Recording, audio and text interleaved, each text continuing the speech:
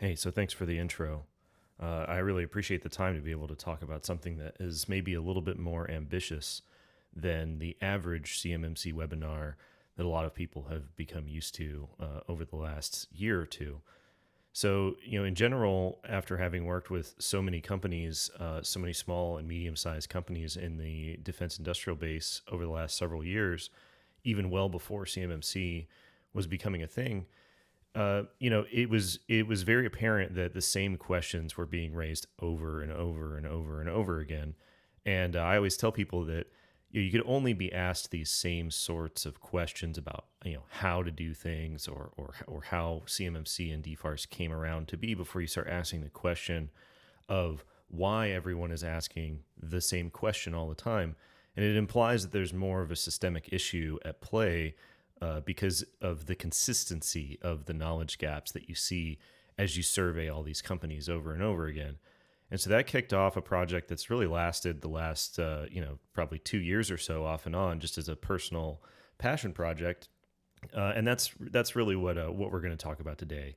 Is we're going to talk about how this story has evolved over the years, and that provides some distinct advantages over sort of your normal implementation webinar related to CMMC, because for anybody that's confused about where everything came from or where everything is going, especially with the upcoming final rule, then this is really what this content is designed to help clarify.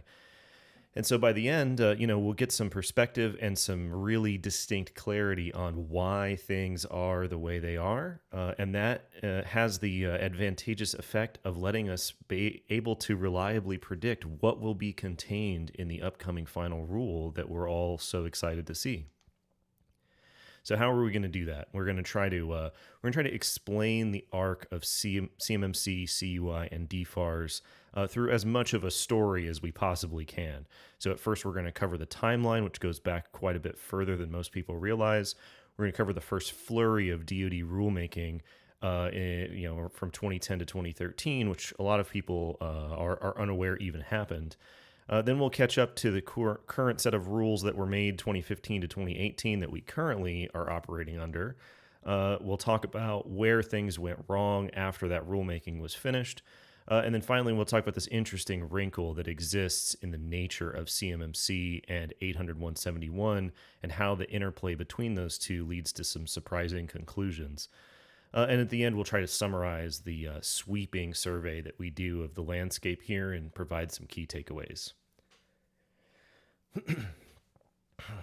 Okay, so the timeline, like I said, goes back quite a bit further than most people realize, and it actually can be traced all the way back to the post 9/11 Commission report. So a lot of people are familiar with the fact that the government was identified as having an information sharing problem, and this extended to things beyond just classified information. This included unclassified information as well.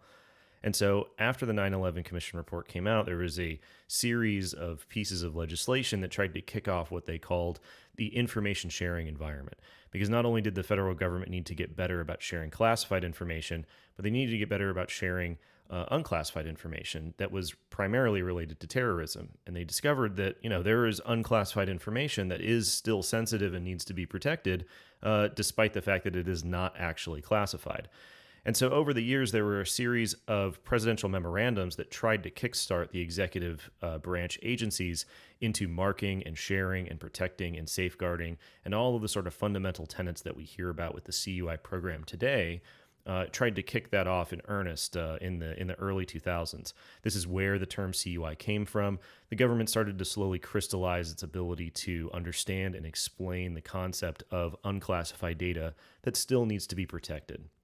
So then in 2009, almost 10 years after this information sharing environment, tried to get started, the Obama administration finally said, okay, executive branch agencies, get together and let us know what do we need to do for this CUI program that we've tried to stand up. We have a CUI framework and we have some legislative mandates and we have all of these ingredients, but nothing's actually happening yet, and it seems to be getting worse.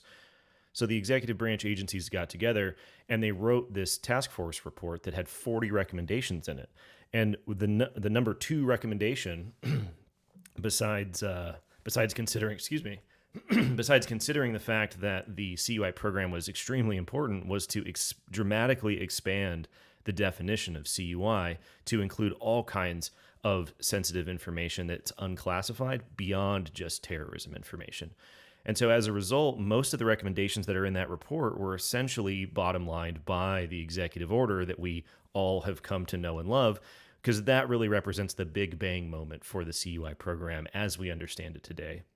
So this executive order essentially needs three things to be implemented in a specific order. The first thing that it needs to do is it needs to implement a federal CUI rule or an implementing directive for the entirety of the executive branch agencies in terms of how they're going to handle this data.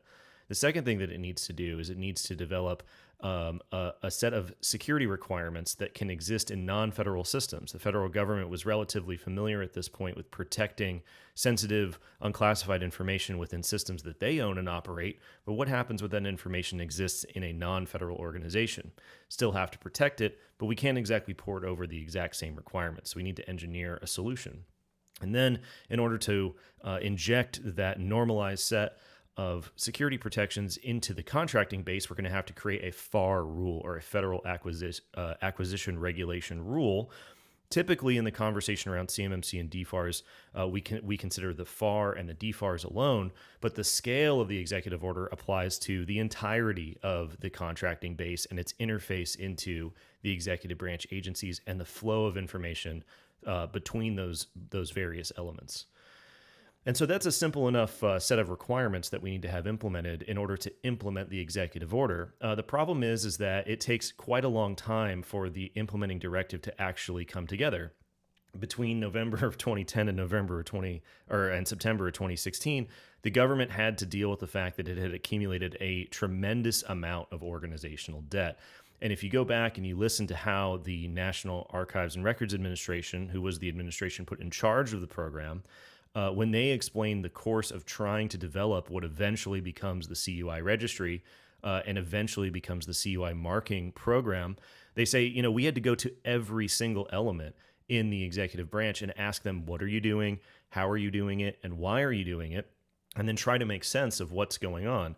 So it's really the ultimate sort of deduplication effort, where NARA has to go around and synthesize over 2,200 different laws and regulations and government-wide policies into what we now know as the CUI registry, which is really like 20-something categories of information that needs to be protected.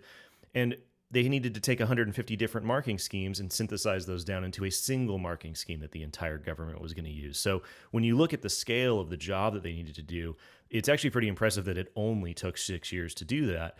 And it's important to remember this whenever we look at the CUI registry today, and you hear people say, "Oh, well, there's more than 20 categories in here. That's a whole lot of things that we need to keep track of," because it's actually a fraction of the number of categories that existed prior to the implementation of the CUI program.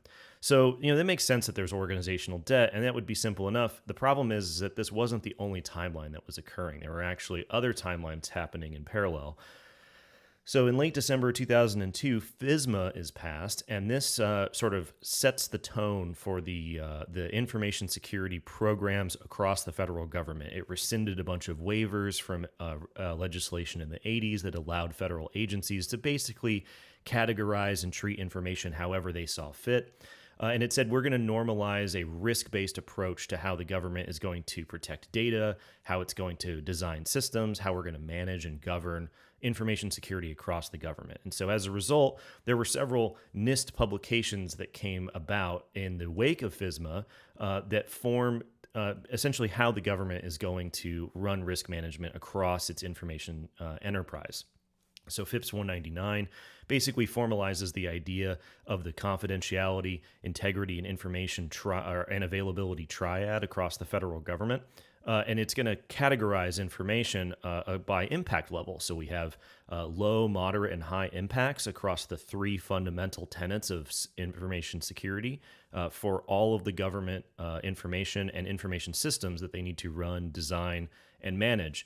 In order to uphold the basic requirements that are outlined in FIPS 200, sort of the overall idea of what you need to do, there is a catalog contained in NIST SP 853 that is, it's thousands of individual controls and subcontrols. It's the how you might actually achieve the performance requirements, the descriptions that are contained in FIPS 200.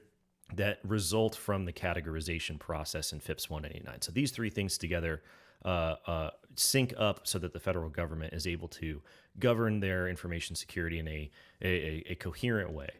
In parallel to those two timelines, you also have this sort of DoD timeline where some early intrusion activity in the early 2000s kicks off this process of needing to identify critical infrastructure sectors, needing to assign coordinating councils for those critical infrastructure sectors. And the federal government starts to get very serious about making sure that they are both applying information protections to critical infrastructure as well as extending security requirements to the contractors in those critical infrastructure sectors. So in mid 2007, the DoD gets tapped to stand up what we now know as the DIBCS program. And they say, well, we need to start sending these requirements into the contracting base for how to protect information, for how to protect these systems. We need to try to bring up the overall level of security around the government and the contracting base. And in order to do that, we have to go through the rulemaking process.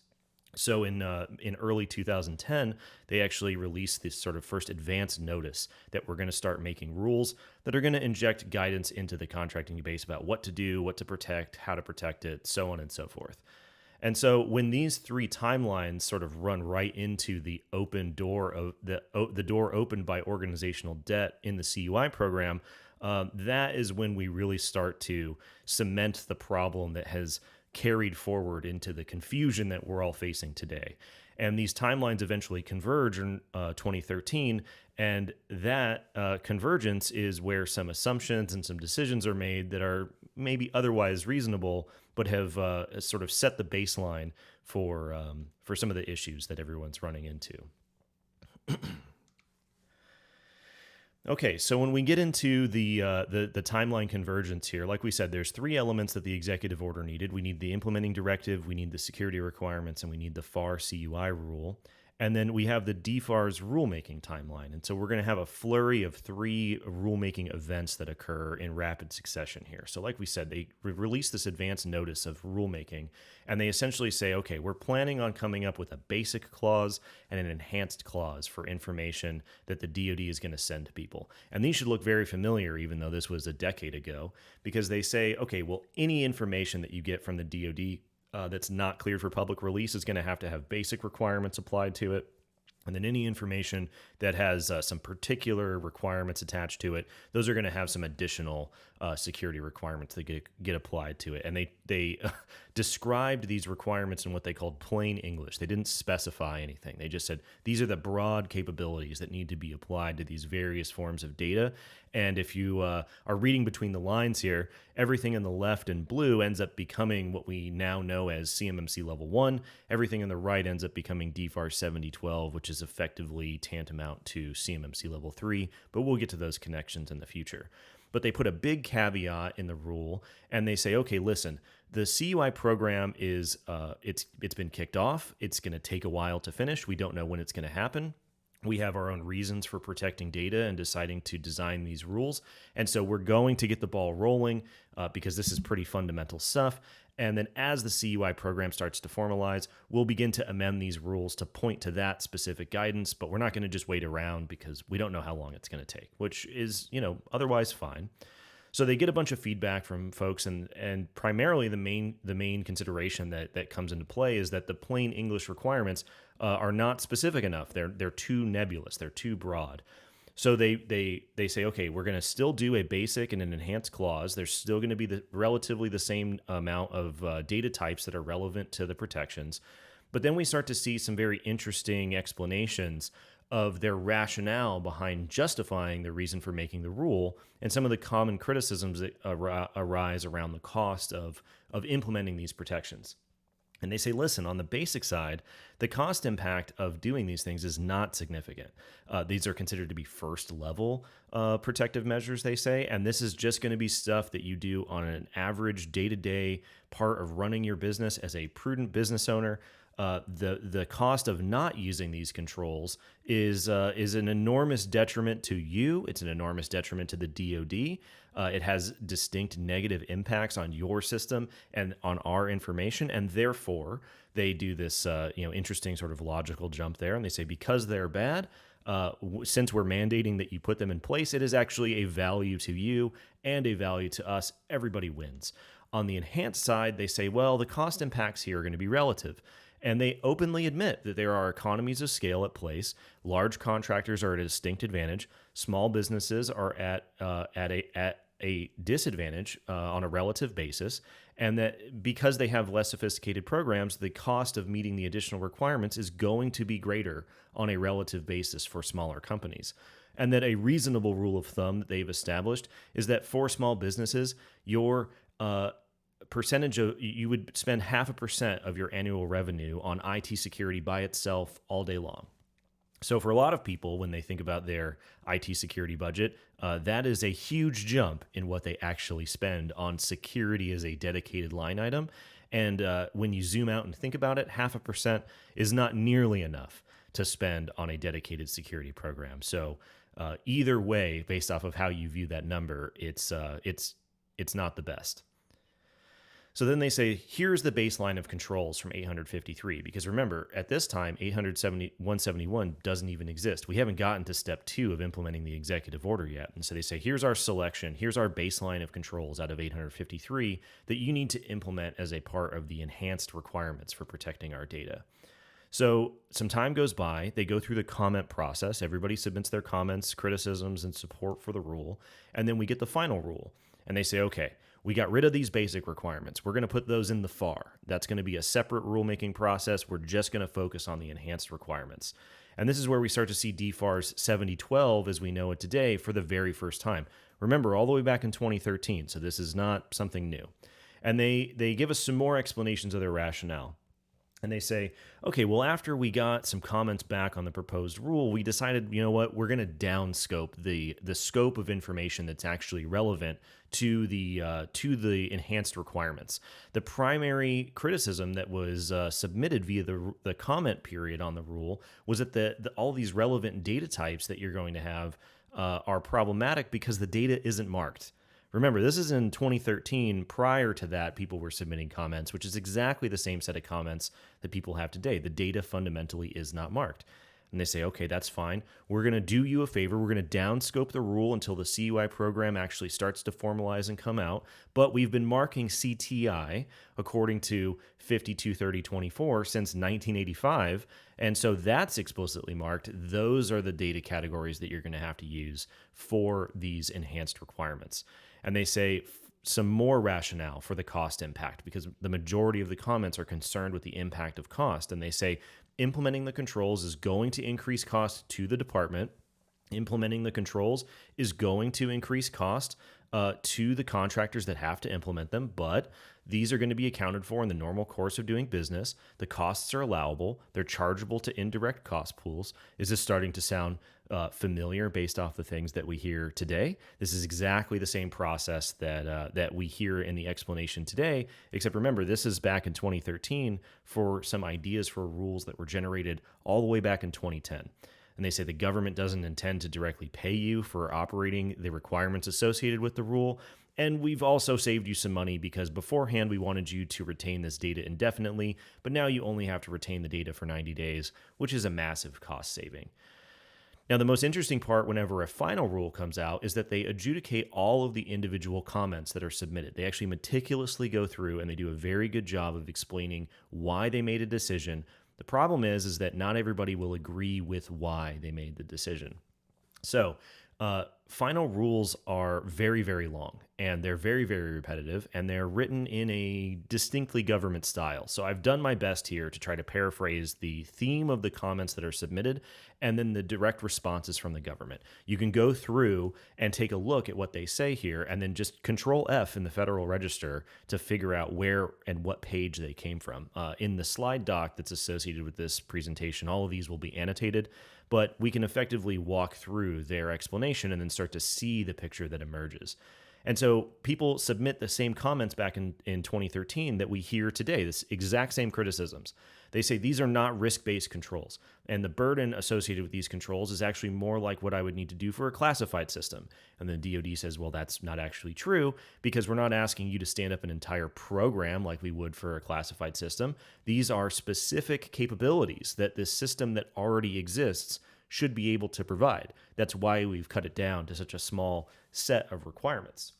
And then people say, well, small business doesn't have any infrastructure, and this is going to be way more expensive on a relative basis, which they had already previously sort of preemptively addressed. And they start to generate this theme, and they say the contractor size classification, that's not a sufficient reason to allow somebody to not have to protect data that needs to be protected. This should also sound very familiar with the same narrative that we hear today. And people say, listen, it's just too expensive. It's just, the costs are just too large. And this is a really fun sort of logical sequence that the DoD walks through. They say, we picked things from 853. 853 is very similar to ISO 27000. Industry uses ISO 27000. Therefore, we can use 853 controls because they'll be in line with what industry can support. Now, anybody who's familiar with 853 or with ISO 27000 will know how ridiculous that statement is, but it is a statement that they made, and that is the logic that they're using in order to address the criticisms based off of cost.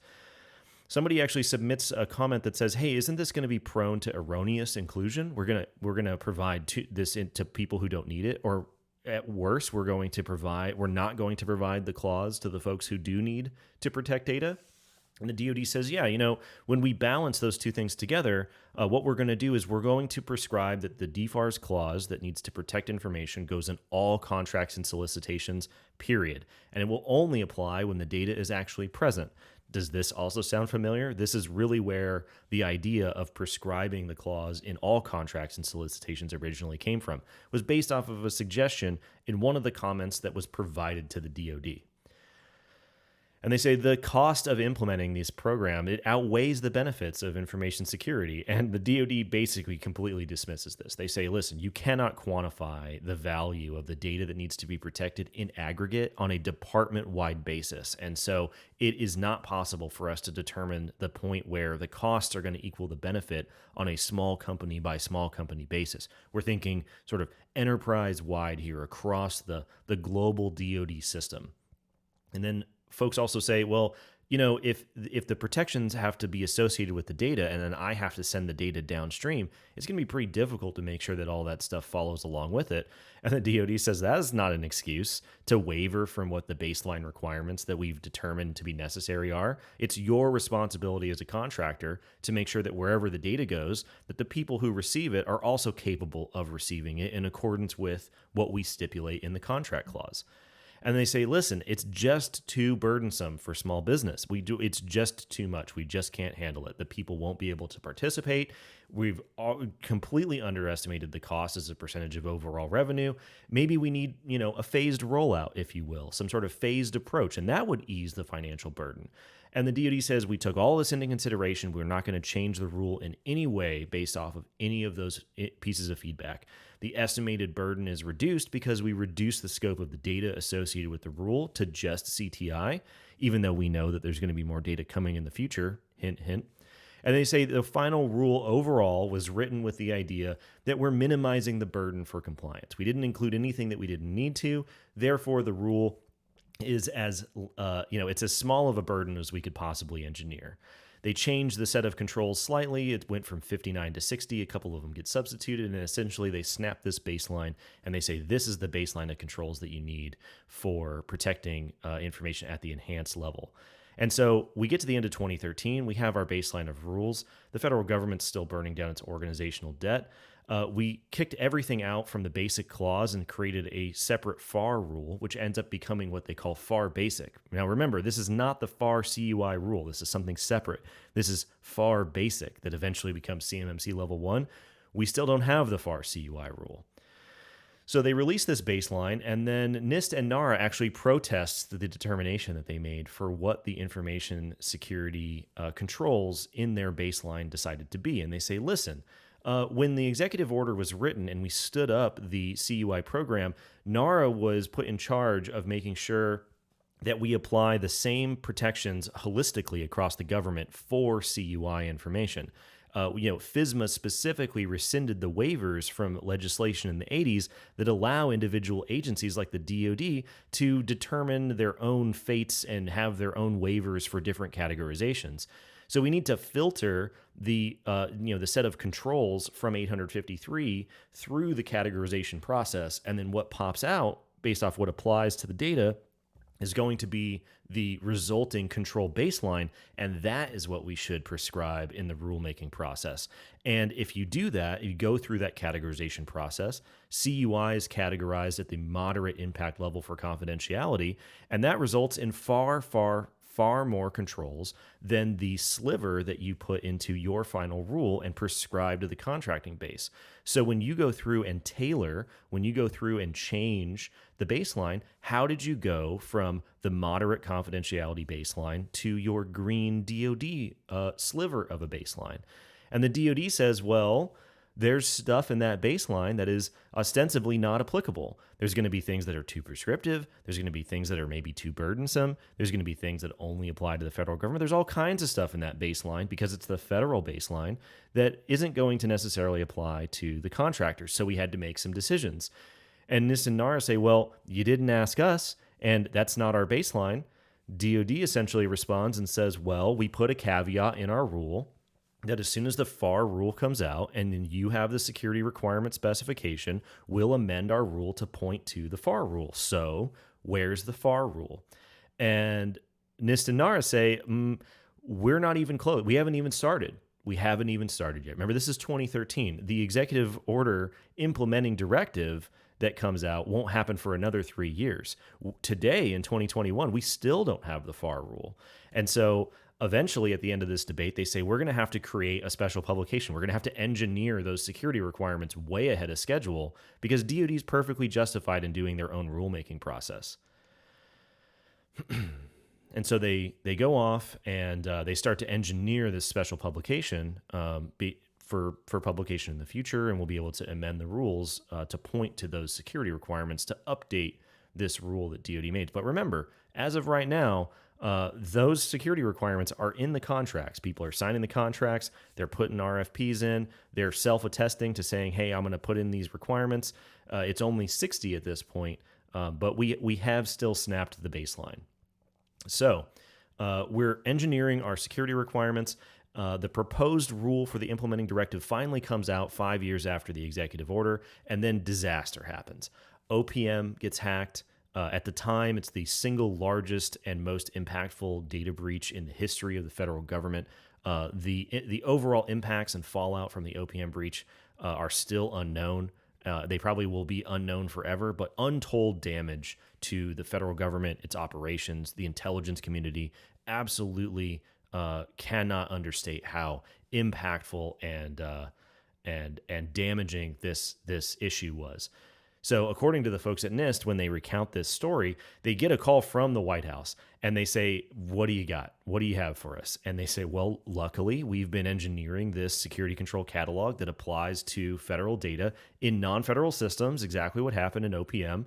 And the White House says, okay, send it. Remember, we don't have the first part of the executive order implementation in place yet.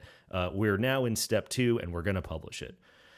So we publish 800-171, and then there's several events that happen, and we start to get explanations about how we created 800-171. And the overall theme, every time people at NIST and NARA and DoD explain how we engineered NIST 800-171, is we made lots and lots of assumptions.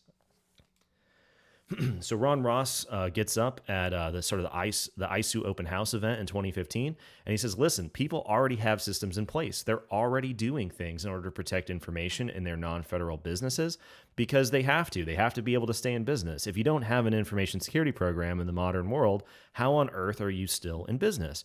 And so because those infrastructures already exist, because those security programs already exist, we're not going to tell you to do things that you're already doing. They actually specifically say many times, we don't want to be bureaucratic. We are the government, but we don't want to be bureaucratic. We don't want to tell you things that you're already doing. We want to minimize the burden.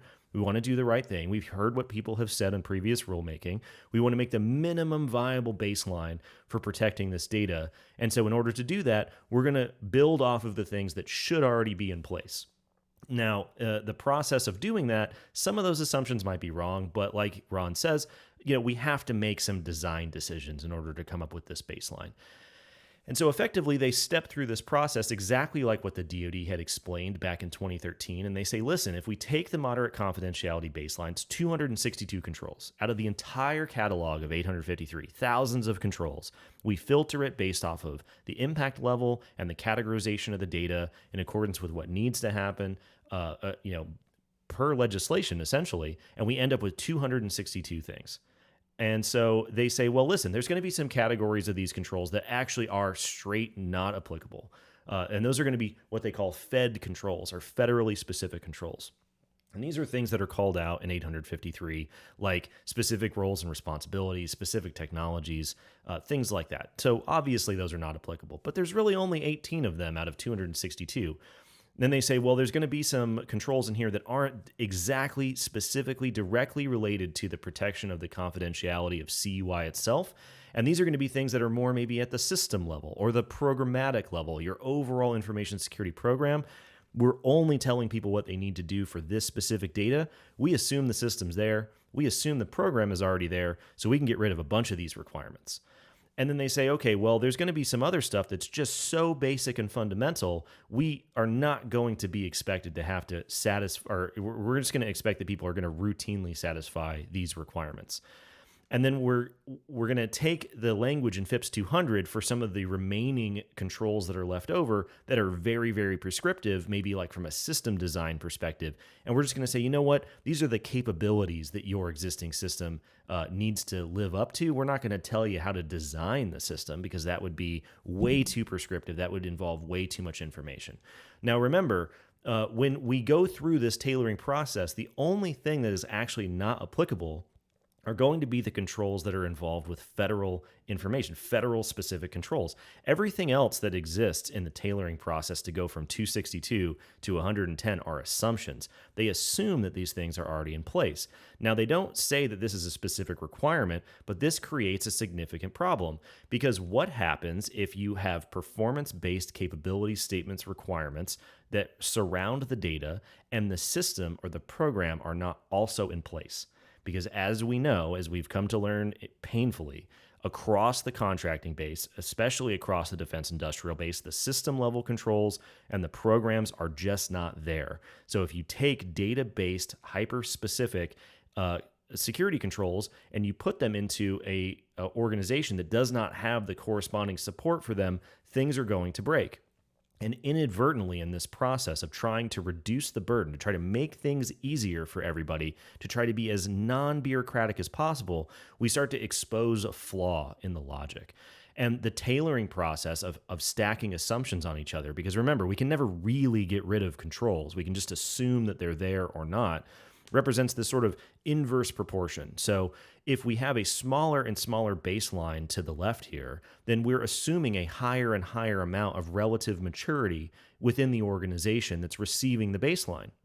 Well, what happens if the organization has very low maturity? Well, if the organization has very low maturity and the system or the program is not in place, then we have to specify, we have to unwind and walk back the assumptions that were made, which is going to cause the baseline to be even larger. And so if we say, okay, well, the 110 are too specific, we assume that the maturity level is too high, we have to revisit these assumptions and say, well, now we have to specify this, or now we have to specify that. So you can probably see where this is going if you're familiar with what is in CMMC. And this isn't just theory. We've actually seen this happen. So in 2018, at a big event, at a sort of CUI industry day, Gus Gasani gets out there and he says, listen, we got really tired of having to tell people, this is how you're going to document your information security program. And so let me move myself out of the way here so that you guys can actually see the full quote. So they say, we got really tired of having to explain to people exactly what this information security program documentation needs to be because we assumed that you already knew that a system security plan is the fundamental way of making sure that everything is documented. So in the original version of NIST 800-171, the system security plan was an NFO control, something that the government didn't think they needed to specify. Well, hold on, I'll go hang out over here with Gary. There we go. So they say, listen, this is something that we don't think we should have to specify. And then based off of the feedback that they received, they said, okay, well, now we're going to have to take it out of the assumptions, out of the tailoring criteria in Appendix E, and we're going to have to include it as a specific control. Now, based off of what we know of the fallout of these requirements and regulations over time, it sort of begs the question why more of these controls have not been taken out of the tailoring appendix in Appendix E and then included in the overall baseline. But as you can tell, if we start to do that, we're going to dramatically expand the size of the overall baseline, and thus we're going to increase the burden. We're going to talk about that some more. Okay, so we get through saying here's 800.171 and here's how it works, and then the fallout of the OPM hack. Move myself back over here so you can see. In the fallout of the OPM hack, we're going to have some more rulemaking. So we're going to end up going through another series of 3 rulemaking events in order to update the existing rules that were already there. And they say, okay, listen, people aren't necessarily familiar with these requirements despite the fact that they've been in their contracts. So as a result, we're going to specify a provision and we're going to update the clause. So when you get an RFP, there's going to be a provision that says these are the requirements that you're going to need to uphold whenever you actually start to execute the contract if it's awarded. And then when you get the contract, you're going to have a clause in place that says these are the requirements. So then there's, there's a lot of information whenever you go through the rules, but some of this information sort of starts to float up to the top. And so overall, they're establishing provisions to make sure that people are aware of what's going on. And they say, listen, we've got some awesome features in this new updated rule. Because the actual baseline that really applied was not 60 things, it was 262 things. But then we went through the process of creating 800.171. What we actually did was reduce your burden by 30%. So if you were paying attention to what was in your contracts in 2013, and then you were paying attention to the proposed rule that came out in 2015, you'd say we went from 60 to 110. That's not actually true. They went from 262 down to 110, and with some creative government math, they say that's about 30% of a reduction in your overall burden. The relevant data types now are going to expand dramatically. Remember, the rule in 2013 constrained and reduced the data types. Here, because of the OPM hack, they said that was too much. We were too aggressive in the reduction of what the scope of the data was, so we're going to have to expand the relevant data types. And in order to do that, they start to develop this term called covered defense information. Over time, as you start to look at the relevant data types in all of the rules, you can start to see the overall CUI program have more and more of an effect as it accumulates over time. As the government starts to burn down its organizational debt, they start to get more and more coherent and more concise in the explanation of what is going on, what needs to be protected, what's relevant, what applies to what. It's still not perfect, obviously. This is only in 2015, but it's a dramatic change from what was going on in 2010. So then several events happen in sequence here. We get the final rule that comes out for the implementing directive for the CUI program overall. We get a revision to 800.171 that starts to walk back some assumptions in a very tiny manner. And then we actually get the final rule for the FAR basic case. Now, the implementing directive in 32 CFR and the FAR case themselves, we just don't have enough time to go into them. But you can start to see in those rules that are published in the Federal Register, especially when you go from proposed or interim rule to the final rule and the adjudication of comments, the same themes start to apply over and over again around the government, regardless of which agency is publishing rules regarding the protection of CUI. So in the final rule that comes out in November of 2016, they say, okay, we're going to have the revision, we're going to have the clause, we're going to include cloud service providers as a FedRAMP moderate equivalency as a result of the nature of the OPM hack. We've said, okay, there's going to be a COTS exemption, and that's going to save a ton of money, and that the need to protect the CDI is not going to change just because it's shared with small entities. They revisit this theme from 2013. They say, we're going to save small businesses money because COTS is exempted, but just because you're small, if you actually receive this data in the course of doing business, that is not a sufficient reason to be able to kick out of the baseline that applies to you through the FSMA process, formalized through the CUI program. They say, listen, we created this set of security requirements. I mean, this is a fundamental part of implementing the overall CUI program per the executive order, and it reduces your burden because we went through and got rid of anything that was not absolutely specifically required for protecting only the confidentiality of CUI at a minimum. That was the only thing that we tried to specify. We reduced the burden to all the way to the logical conclusion that we could get to.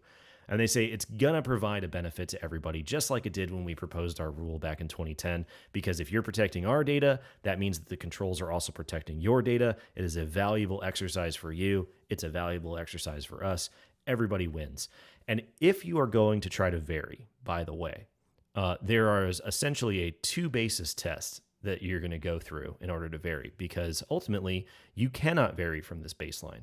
There is no floor beyond 800.171 because the government is in charge of tailoring information. The government is in charge of making risk decisions regarding CUI overall. Going through that tailoring process and engineering 800.171 was the risk-based process that they needed to go through. And so if you have to vary from the baseline, you essentially get one of 2 options. You either ask for an adjudication from the DoD CIO that says the basis for the control does not exist. For instance, wireless protections. We don't have wireless, therefore it does not apply. Or you have some set of equivalent protections in place. Now remember, this is not saying that because it's expensive or because you're small or because you didn't know or because of this or because of that or any of the, any of the reasons that pop up in the comments on the rule that you'll be able to vary from the baseline. You either implement everything according to the rules, you implement alternatives that meet the requirements in the rules, or the basis is not there. That's really it. And ultimately, if there is going to be some change in what's going on, it has to go through the DoD CIO adjudication. Just because you receive the data from the government does not permit you to make risk-based trade-off decisions to vary from the baseline on behalf of the government. And so because it's a final rule, we get to go through a significant amount of comment analysis, just like we did on the first one. And they say, hey, it's too expensive. Just like we said beforehand, there should be an alternative approach for small businesses. And the DoD says, you know what? We actually went through and did that analysis. We said, what happens if we just give small business an outright exemption? They say, what if we delay the implementation requirements here in order to get the exact cost estimates, the exact cost analysis? And what happens if we create a completely different set of security requirements specifically for small business? And the DoD says we rejected all of those ideas because the overarching purpose of the rule is to increase the security of the information that we have determined will cause harm if it's going to be released. Remember, this is in the wake of OPM. At the time, a complete sea change in the federal government's perspective on the risk that unclassified information could present when it's compromised in non-federal systems. And then they repeat again, regardless of the size of the contractor or subcontractor handling the information, the protections have to apply the same across the board. You can see this in 800.171. The very first assumption that is outlined at the very beginning of 800.171 is that the regulations and the protections that apply to CUI are consistent regardless of where the data goes. We hear this ad nauseum today in the phrase, the controls follow the data. Controls following the data has been this theme that has been pulled through the rulemaking process now for 6 years at this point on the timeline. People say, again, small business is going to be able to, they won't be able to afford the investment. It's going to cause barriers to entry. And the DoD says, listen, we've already been making rules since 2013 when we published our final rule. We've established the baseline. People have been coming in and out of the market. They've been implementing things. They've been refreshing things. We cannot calculate what it's going to cost in order to participate with the rule. The cost is based off of what your specific situation is, and the requirements are based off of the assumption that you already have things in place. And so as a result, the costs to comply for new contractors it's going to be significant. It's going to cause barriers to entry. Now, a key point to remember here is if you are actually a new contractor, the costs are going to be significant. If you are an existing contractor and you're suddenly realizing that the rules exist, you're effectively a new contractor, which means that the costs for you will also be significant. And then people say the DoD should provide services or they should provide costs to offset, the consultation that we'll need, especially the consultants, right? We're going to need subsidies for those guys. And they say we don't do cost recovery models. This is just like any other DFARS rule that we put out there that we don't give cost recovery models for. The costs of compliance are allowable, and you should take into consideration what these costs are going to be when you submit your bid on the RFP, when you submit your proposal, because it's in the provision. It's been in the provisions for 3 years now. We're making an explicit provision now. It's an allowable cost, and that's how it should be accounted for. And then somebody, probably the same people who said, hey, you want to include this in all contracts back in 2013, they say, there's no oversight mechanism here.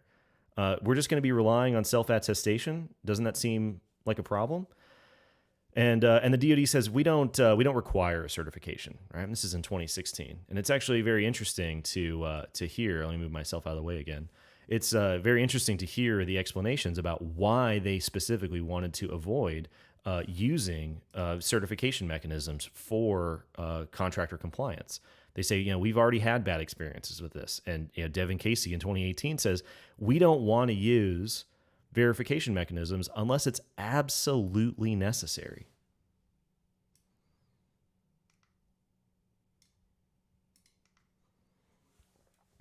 So we snapped a baseline at the end of 2013. OPM happens. We have to expand the rules. We have to expand the relevant data types. We have to formalize the security requirements. And we snap another baseline at the end of 2016. So remember, there's actually two interim rules. There's one that came out in August of 2015, one that came out in December 2015. In December of 2015, they say, listen, we're hearing what you're saying, and you're not saying that you didn't implement anything off of the 2013 rule and the baseline that existed there. You're just saying you need a little more time to make sure you get in compliance with the rule. So we're going to give everybody an extension, and the extension will be the end of December 2017. So if you read your current contracts with the current form of DFARS 7012, they'll say these requirements have to be implemented by December 31st, 2017. It came as the extension granted from the interim rule that was created in December of 2015. So at this point, we've now gone from November of 2013 to the end of 2017, 4 years to get into compliance with all of these requirements. We have the formalized federal CUI rule implementing directive. All the agencies now that is written are going to start going through their training programs. They're going to start to create their own individual agency CUI programs. That's going to kickstart the marking process. We're still in the middle of that process crystallizing at this point, which is why a lot of data is still not marked. But the DoD said you have to do it at least for CTI, and you have to do it for these other forms under the umbrella of CDI. So we can see that even though the events have started to happen out of sequence, everything's moving in the same direction slowly but surely. The FAR basic rule is solidified. The security requirements are published. The implementing directive is published. Everyone got an extension, got to the end of 2017, and we all lived happily ever after. Except that isn't what happened. In fact, after the implementation deadline comes and goes, it is an endless parade of industry reports and analysis that show that things are bad, things are getting worse, the threat landscape is getting way more intense, the threats are increasing on an exponential basis every day. The industrial base is hemorrhaging data. The data is not protected. Every time the DoD starts a new weapon system program, China seems to miraculously end up with a carbon copy of it, like F-35 turning into J-31, the stealing of Sea Dragon undersea warfare technology. I mean, spin the wheel, and there's a million examples of why we snapped these compliance baselines, and things don't seem to be working. So the DoD actually starts an IG report. They go through for about 2 years, and they systematically go through the industrial base and they evaluate the contractor's implementation of these requirements. And the findings are really, really bad. They say at best, maybe 50% of these requirements are in place in the best set of contractors that have implemented these requirements. It is nothing's getting done. Nothing's being protected. So Congress hears about this. And the Senate Armed Services Committee report that eventually informs the 2020 National Defense Authorization Act says, we're very worried about this. This is a serious problem. Remember, this is at the congressional level, by the way. And they say, we believe that prime contractors need to be held responsible and accountable for protecting this information, and that we're going to hold them responsible and accountable as a first step towards ensuring the security of the supply chain, a first step. And sure enough, Section 1648 of the 2020 National Defense Authorization Act says we're going to create a verification mechanism that's going to be imposed on the defense industrial base for the specific purpose of assessing the cybersecurity of individual contractors. And that's how we end up getting CMMC. So based off what we know at this point, we know that CMMC didn't just come out of nowhere. And that, if anything, it is on the tail end here of years of the evolution of the rulemaking process on behalf of the federal government. It is a cog in the wheel, if you will, on this landscape of what's going on. And so if we zoom in on what's actually in the interim rule, what's actually in the various clauses and provisions specified by the rule, this slide is essentially all of the webinars that have occurred over the last 2 years in some form. So we're not going to go into detail about what's going on specifically in any of these. But, the interesting part about reading the rules, whether they're interim rules, whether they're final rules, when you read them in their totality, and they are very, very long and dense, but when you start to distill what's going on in the rules, you can see the thread of rationale changing over the years. And there's all these interesting pieces of information. Well, I say interesting. Other people might have more colorful terms to use. But, there's just these very interesting pieces of analysis that you can see the set of assumptions ratcheting up over the years. We made assumptions when we snapped the baseline in 2013, and then we had to react to that in order to create the security requirements baseline, which involved more assumptions.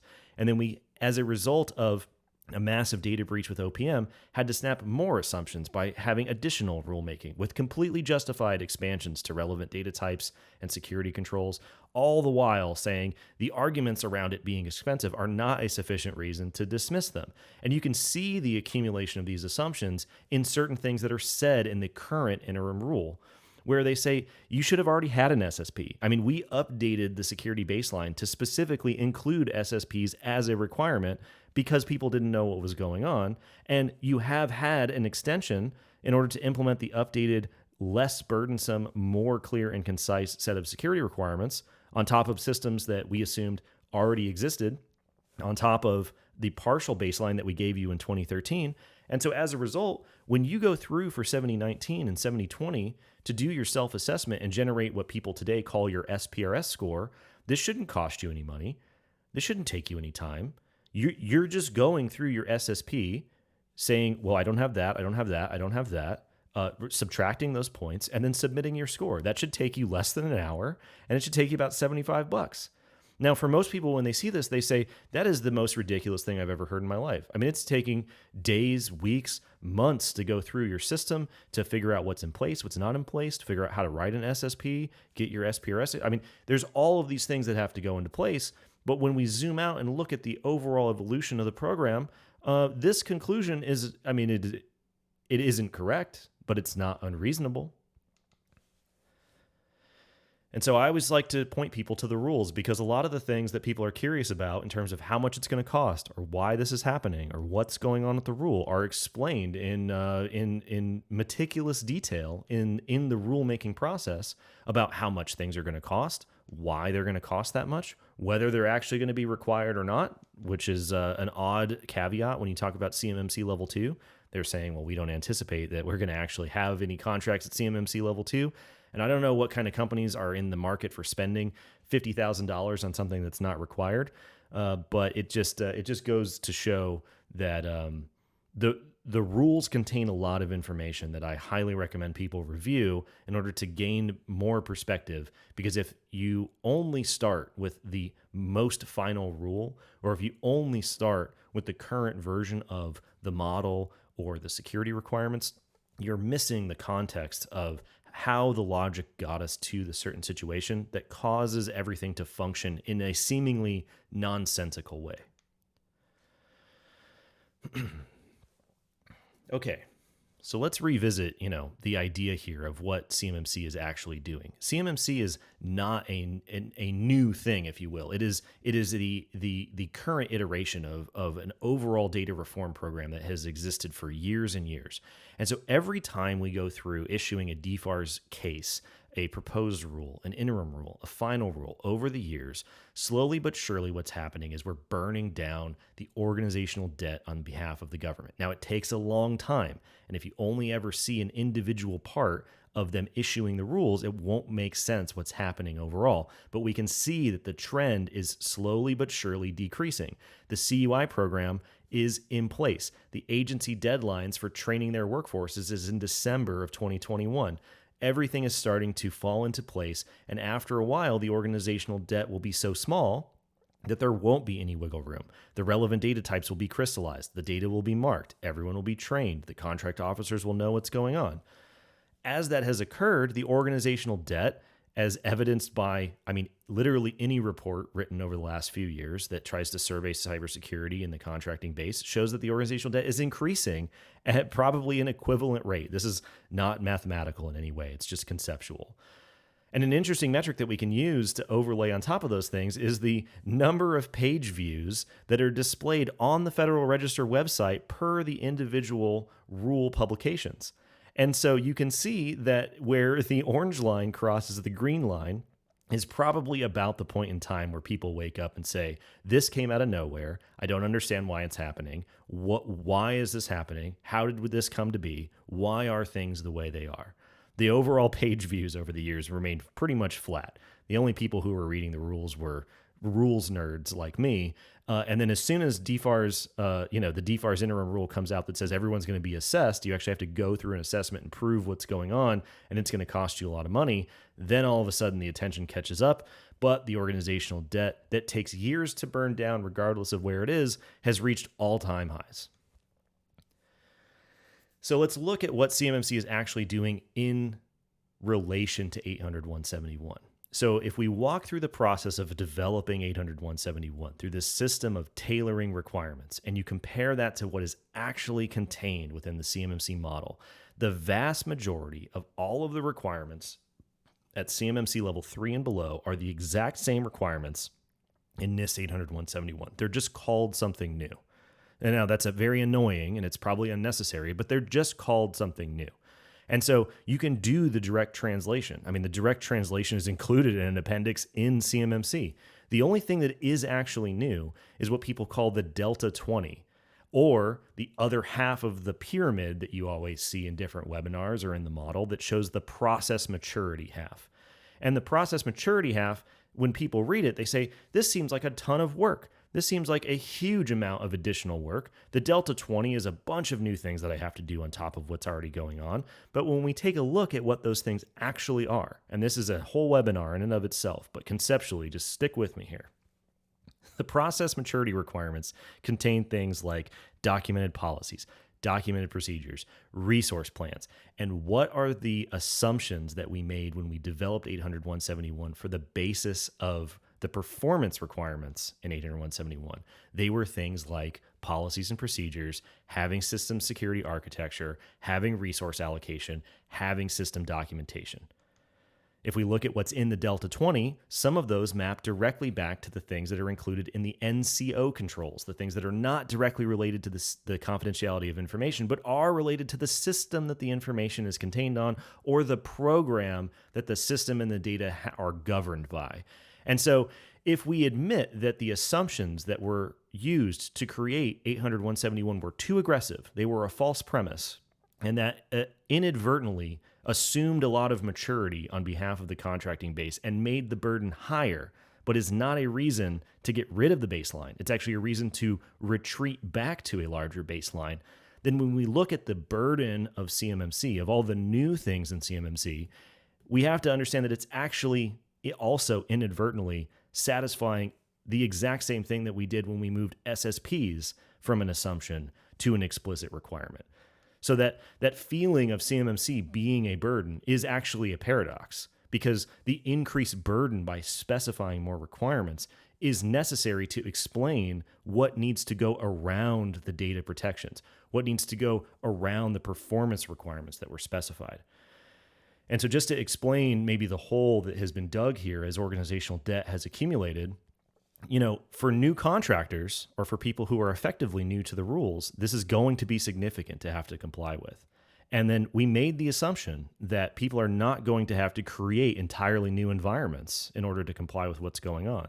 Now, they won't specify what the estimated costs are, but a more obscure document, 800-171B, essentially gets to the idea that doing the basic changes or the network isolation necessary somewhere in the ballpark is going to cost somewhere between $10,000 and $500,000, which is probably correct.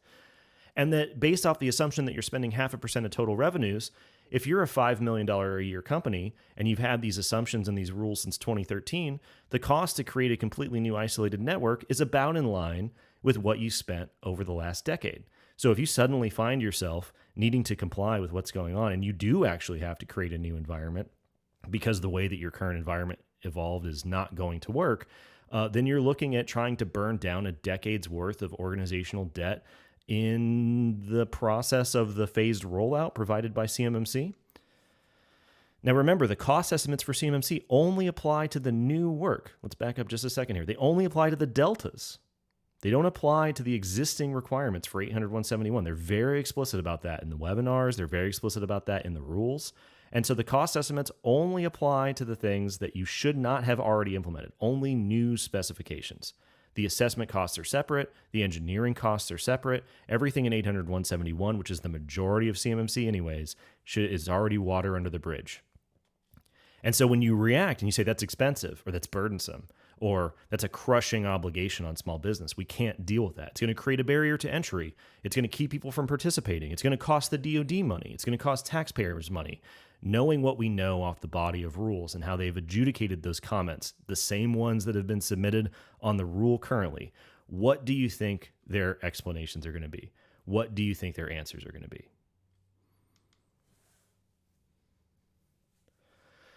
All right, so just to sum up, there's a couple key takeaways here. So remember, CMMC did not just show up out of the blue. It is the current first step as described by Congress in making sure that we are going to be able to secure the supply chain in a reliable way. It's also very important to remember that this overall timeline, as crazy as it looked on the other slide, is not stopping. If anything, it's accelerating. SolarWinds happened right after the interim rule was published. Just think of SolarWinds as the new OPM. The subsequent rulemaking that's going to occur as a result of SolarWinds, we can already see coming because there's an executive order by the Biden administration on software security. So everything that we've gone through with the various rules iterations so far is going to repeat itself. We also basically know what the final rule is going to say in regards to the comments that people really care about in terms of the cost of compliance, in terms of the burden of compliance, in terms of alternatives to compliance, in terms of exemptions to compliance.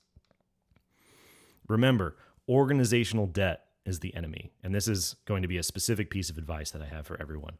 There is a limit to how much a technology solution can help with non-technological problems. If the overall solution to compliance with CMMC and DFARS were a technology solution, it would be on a GSA schedule. Now, technology is very important, and technology is rapidly commoditizing. It's going to be more and more affordable and more effective as time goes on. But even though that is the scariest and most foreign part of CMMC and DFARS compliance for most people, it is not actually the majority of the problem, and it is not actually even the majority of the requirements that are specified in the model. So my consulting recommendation to you for free here in this talk is be extremely skeptical of anyone who is a vendor or a solution provider or a consultant that's partnered with technologies and solutions that are promising you suspiciously high percentages of compliance as a result of their technology. Remember, the burden here is actually a bit of a paradox, and we've only uncovered this as a result of, reading all the rules. And honestly, if it weren't for coronavirus lockdowns, I probably wouldn't have gone through and read all the rules to the level and extent that I did. Very few people read the rules. Almost no one reads all of the rules, and certainly very few people have ever tried to map out the story of the rules on a timeline. And when we map out what's gone on here, the government tried to do the right thing. They tried to minimize these burdens and say, we're not going to be bureaucratic. We're going to try to make sure and minimize the burden. We're going to not tell people to do things they're already doing. That's not going to help. And so they accidentally created a set of requirements that assume a higher level of maturity. And then now that time is run out, the threat landscape is incredibly insane. We're hemorrhaging all this data and we're losing the war. We decided that we're going to build a maturity model off of the assumption of maturity in the first place. Now, fundamentally, CMMC is just a verification mechanism for 800.171. It's called something different. The marketing around it hasn't been great. The explanations about why it's happening leave a lot to be desired. But ultimately, what it does, also inadvertently, is walk back the assumptions that are baked into 800.171, which increases your burden by being a bigger requirement list, but actually helps the burden by specifying what to do. Now, it isn't complete, and this implies the idea that the Delta 20 should actually be something like the Delta 250, because if we don't have programs in place and we don't have security systems in place, and we just need to protect the data, we're going to have to instruct and teach people how to put those other requirements in place. And that means that the catalog of requirements is going to be bigger. We are going to march back towards the moderate confidentiality baseline that NIST and NARA brought up back in 2013. And so just to revisit here at the very end, CMMC is not the forest. It's not a tree, like I say here in the very first takeaway. It is the leaves on a single tree. It doesn't matter who's in charge. It doesn't matter which personalities are running the program. The AB that's in charge of the training ecosystem is not CMMC. Just revisit the timeline slide when you get some time and think about the fact that CMMC is just a step in a long line of steps that will continue into the future for trying to protect this information. So a copy of these slides in slide doc form with some more annotated information will be available on our website. Looking forward to hearing everybody's thoughts.